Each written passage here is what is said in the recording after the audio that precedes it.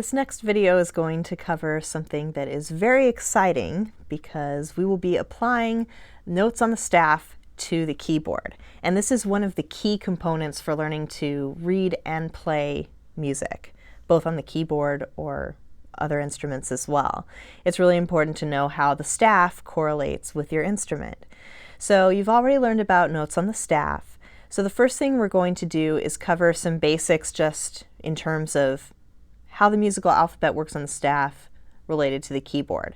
So if you look at this diagram of the staff, as we go up the staff and change letters, so from your notes on the staff, you know that this bottom space is F, G, A, B, C, etc.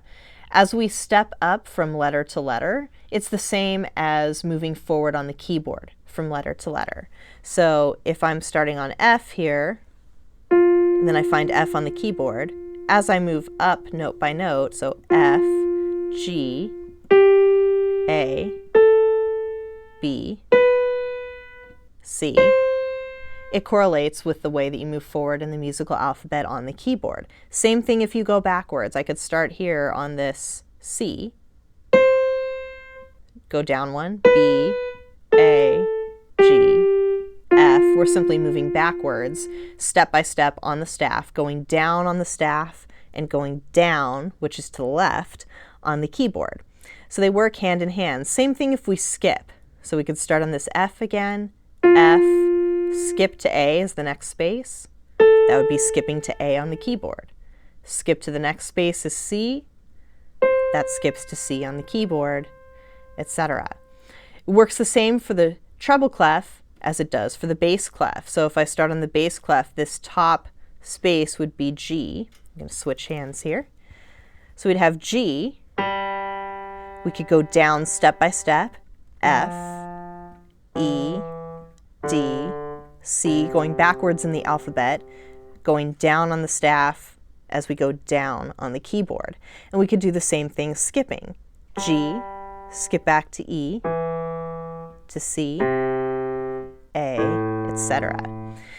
So one great exercise to do to orient yourself with how the staff and the keyboard work together would be to simply practice stepping backwards and forwards on the keyboard and skipping backwards and forwards on the keyboard while saying the letter names. Because when you're reading music on the staff, as we go from space to space and line to line, we skip. And it's important to be able to do that on the keyboard as well. So skipping forwards in the alphabet and skipping backwards, which is a lot more challenging than you would think. It's definitely something that you can practice as an exercise.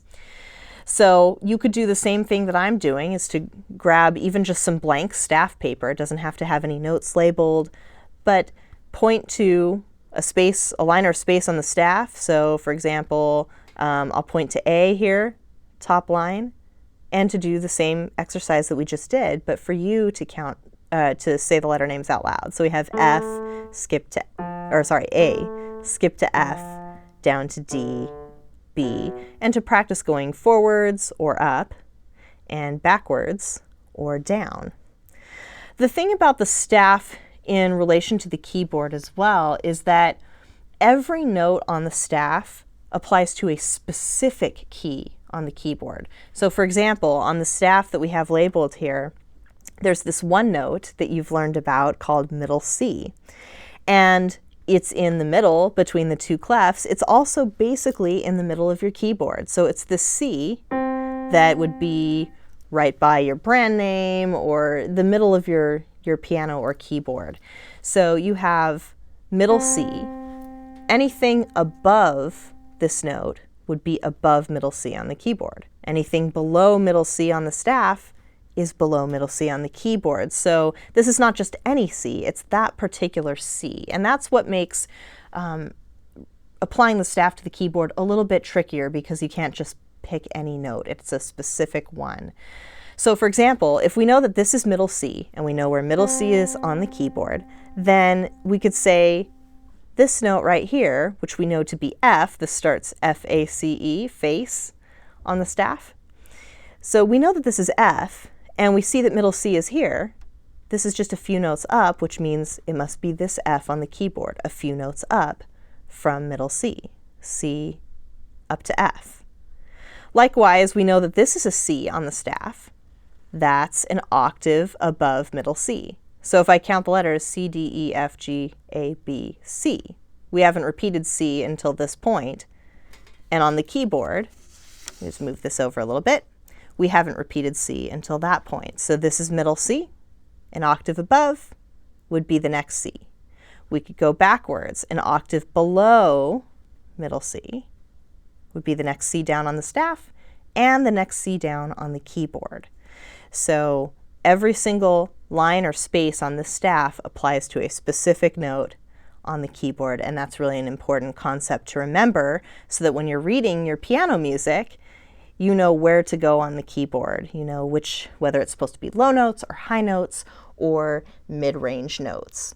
In terms of the black keys, they are marked by sharps and flats on the staff. So for example, if I wanted this to be a C sharp, then I would have the sharp symbol that would occur right before it, and that would tell me to not play C, but to actually play a half step higher, to play C sharp on the keyboard.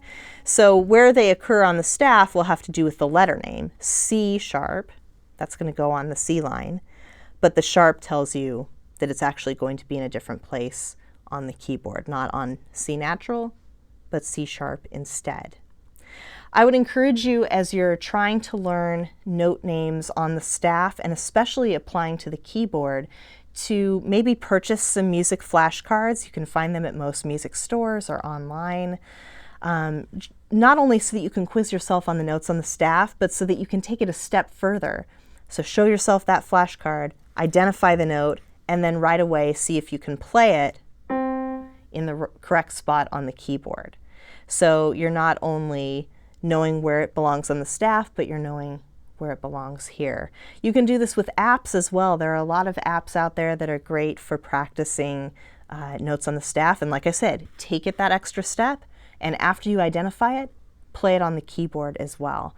And that'll move you closer and closer and closer as you keep practicing it to being able to read not only piano music, but any music, and to interpret what you see in that musical score.